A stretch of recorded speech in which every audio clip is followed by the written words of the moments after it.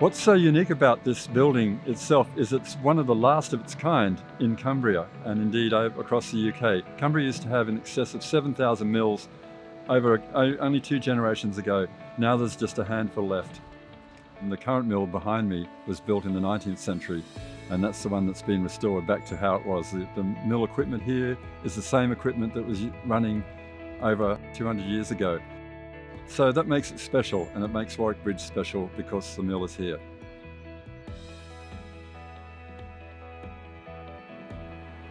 In its latest incarnation, it first started out because the local charity based in Newcastle identified the building as having great potential for restoration, and they raised the funding through the Heritage Lottery Fund, and we were approached to potentially lease the mill and run a bakery from the site.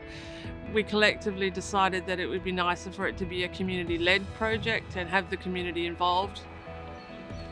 We chose to open up a community share offer because we felt that this heritage building was something that the community should be involved in. Involvement really comes through ownership.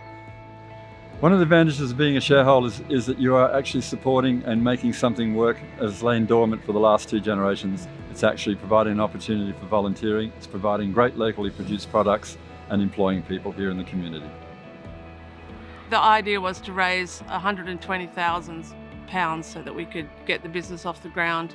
We've raised all of that money and the share offer has been fully subscribed. So nobody can buy any shares. We have people lining up now waiting to buy shares. So as the shares, people can trade them back to us and we can sell them again. Well, to be a member of our community business and to be a shareholder is a real opportunity. It does become all-encompassing. Once you get drawn in, once you see the mill working, once you see the production actually happening, it draws you in and it becomes part of your life. Being a shareholder of the mill, you get that sense of involvement in the community and in keeping the mill running. And it's also given me other experiences. I do markets, I man market stalls now, which was a thing I never thought I would ever do. Going out and selling on a Saturday in the centre of Carlisle. And during COVID, that's been quite helpful. It gets you out and gets talking to people.